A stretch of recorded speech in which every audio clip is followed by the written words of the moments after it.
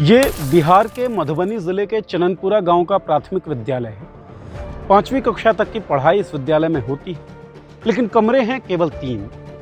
वो 3 कमरे भी अब खंडहर का शक्ल अख्तियार कर। ग्रामीण बताते हैं कि 25-30 सालों तक 1-2 टीचर्स पर ये आश्रित रहा। गांव के जो ग्रामीण हैं वो दिल्ली, बम्बई और कलकत्ता जैसे बड़े शहरों में माइग्रेट होते हैं, पलायन करते हैं नौकरियों के लिए। इसका कारण ये है कि क्षेत्र में, राज्य में न तो शिक्षा है, न शिक्षक है, रोजगार की बात तो दूर। ये दृश्य चीख चीख कर कहता है, Bihar needs better education system and Bihar needs teachers. और यही आवाज ट्विटर पर आज उठाई है 94,000 शिक्षक बहाली के अभ्यर्थियों ने। उनका साथ दिया युवा हल्ला बोल की टीम ने। युवाओं को ट्विटर पर अपनी आवाज क्यों उठानी पड़ रही है, ये हमें कैंडिडेट नहीं बताया।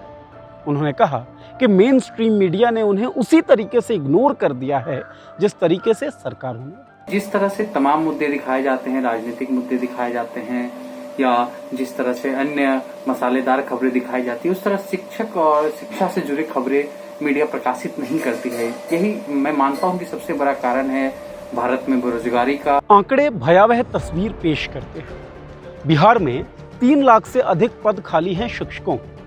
2015-16 के बाद किसी भी शिक्षक की कोई नियुक्ति हुई नहीं है राज्य में। छात्र शिक्षक अनुपात जो होता है, उस मामले में भी बिहार निचले पायदान पे है इस देश में। अनेक आंदोलनों के बाद 94,000 शिक्षक बहाली के लिए नोटिफिकेशन निकला, लेकिन फिर कोर्ट केसेस हुए, नोटिफिकेशन को रिवाइज किया गया और फाइनली रिवाइज होकर नोटिफिकेशन आया 2019 में। लेकिन अब तक ज्वाइनिंग के नाम पर अभ्यर्थियों को केवल निराशा मिली है।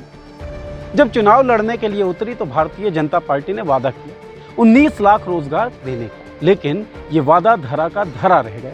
हमने जानने की कोशिश की कि आखिर क्यों बेरोजगारी के सवालों में घिरी सरकार रोजगार देने के वादे के नाम पर दोबारा चुन ली गई, जबकि नियुक्तियां अधर में लटकी हुई हैं। जो मतदाता है वो वोट कमोडिटी से ऊपर नहीं उठ पाया है। वो तरह तरह के लालचों में, पार्टी का लालच हो या जाति का लालच हो या धर्म का लालच हो या नेता का लालच हो, इस लालच में वो अक्सर वोट कर देते हैं और अपने पैर पे कुल्हाड़ी मारते हैं। मुझे उम्मीद है आने वाले दिनों में यही वोटर, यही युवा समझेंगे चीज़ों को और अगला चुनाव में इसका वो अपने मत के द्वारा बहुत करारा प्रहार करेंगे। रोजगार देने का वादा किया, चुनाव लड़ी, चुनाव जीत गई और चुनाव जीतने के बाद वादे से मुकरती दिख रही है सरकार।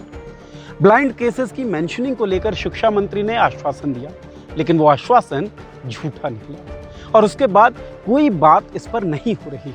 जो अभ्यर्थी हैं और जो संगठन हैं जो अभ्यर्थियों का साथ दे रहे हैं, वो लगातार मांग कर रहे हैं कि स्पेशल मेंशनिंग करके अर्जेंट हियरिंग की जाए, लेकिन शिक्षा मंत्री व्यस्त हैं हेल्थ अपडेट्स देने में। ऐसा लगता है कि कोरोना महामारी को बेरोजगारी नामक महामारी के ऊपर एक शील्ड के तरीके से प्रयोग किया जा रहा है, लेकिन अब युवाओं में, अभ्यर्थियों में और अभ्यर्थियों का साथ दे रहे संगठनों में रोष है।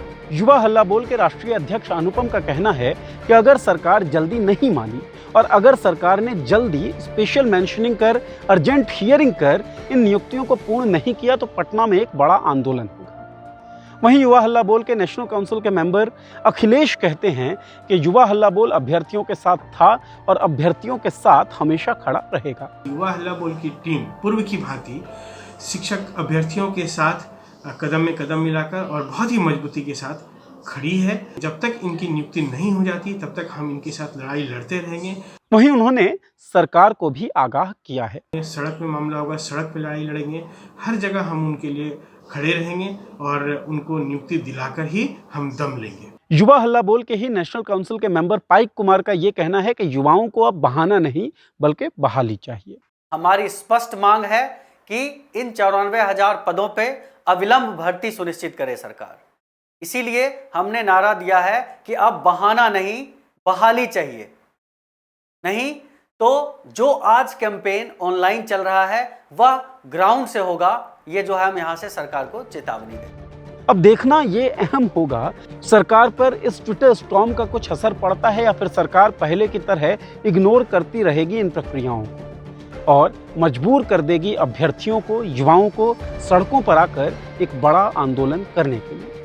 अब देखते रहिए मॉलिटिक्स। सब्सक्राइब कीजिए हमारा यूट्यूब चैनल। अगर फेसबुक पर देख रहे हैं वीडियो तो लाइक कीजिए हमारा पेज। शुक्रिया।